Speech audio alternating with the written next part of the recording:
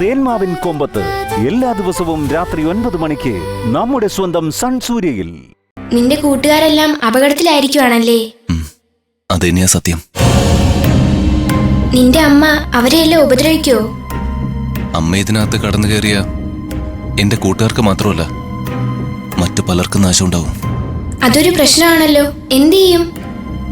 അമ്മയുടെ കോപാഗ്നിയെ തടുക്കാൻ ഞാൻ അശക്തനാ. എന്റെ കൂട്ടുകാർ ആപത്തിലാവുന്നത് എനിക്ക് ചിന്തിക്കാനേ കഴിയുന്നില്ല. അമ്മ ഇപ്പൊ എന്നൊരു ശത്രുവിനെ പോലെ കാണുന്നതാ എന്റെ ഭയം. ആണോ? അത് കുഴപ്പാവും.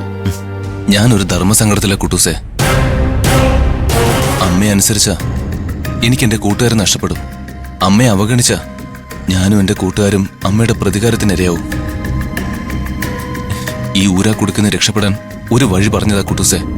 നീ വിഷമിക്കണ്ട, നിന്റെ കൂടെ എപ്പോഴും ഞാനുണ്ടല്ലോ. നമുക്ക് വഴിയുണ്ടാക്കാം.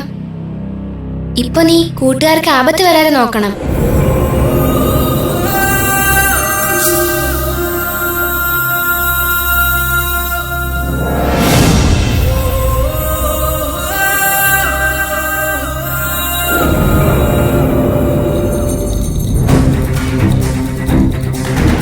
ഗബ്രി, ഗബ്രി, ഗബ്രി, ഗബ്രി നിക്ക്.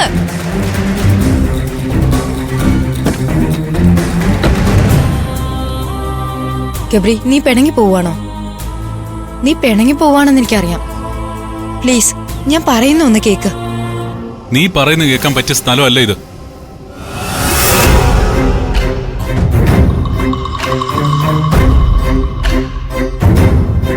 ഗബ്രി പ്ലീസ്, നീ ഇപ്പൊ പോകരുത്. മാറിയിക്കേ.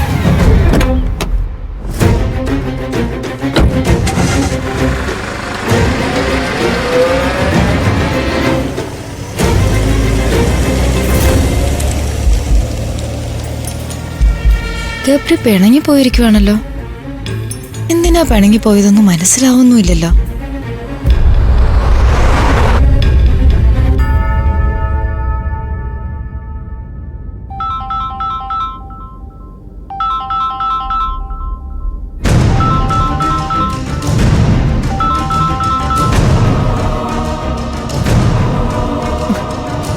ഗബ്രി കോൾ എടുക്കുന്നില്ലല്ലോ. ഗബ്രി പിണങ്ങി പോയതാ.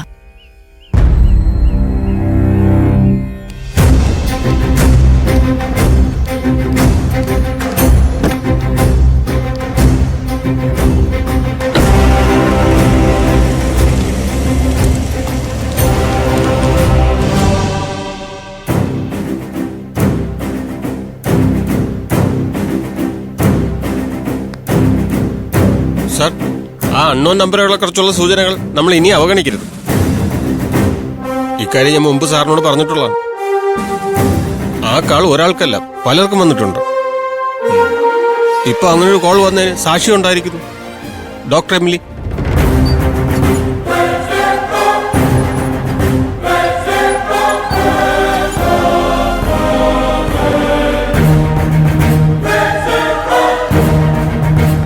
ഡോക്ടർ എമിലി പറഞ്ഞതുപോലെ കാറ്റാടി മലയിലെ മാർക്കോ സാഹിബിന്റെ മരണവുമായി ബന്ധപ്പെട്ട് നമ്മൾ തേടുന്ന ആരോ എന്ന പ്രതിക്ക് എന്തെങ്കിലും ബന്ധം ഉണ്ടാവും സാർ. അത് അന്വേഷിക്കേണ്ട സാർ. 5 സുന്ദരികളെ നിരീക്ഷിക്കേണ്ടത്. കാറ്റാടി മലയിലേക്ക് ആ 5 പെൺകുട്ടികൾ പോയിട്ടുണ്ട്. അവരവിടെ ഉള്ളപ്പോൾ തന്നെ സായിപ്പ് ഫയർ ആക്സിഡന്റിൽ മരണപ്പെട്ടത്. എന്ന് കരുതി ആ 5 പെൺകുട്ടികൾക്ക് സായിപ്പിന്റെ മരണവുമായിട്ട് ബന്ധം ഉണ്ടാവണമെന്നുണ്ടോ? ബന്ധമുണ്ടാവണമെന്നില്ല. പക്ഷെ ആരവെന്ന പ്രതി കാറ്റാടി മലയിൽ എത്തിയിരുന്നോ എന്ന് നമ്മൾ അന്വേഷിക്കണം. അതിന്റെ ഉത്തരം കിട്ടിയാൽ മാത്രമേ എന്റെ പല സംശയങ്ങൾക്കുള്ള മറുപടി കിട്ടൂ. അതിനുവേണ്ടി ഞാനൊരു ആക്ഷൻ പ്ലാൻ മനസ്സിൽ തീരുമാനിച്ചു കഴിഞ്ഞു.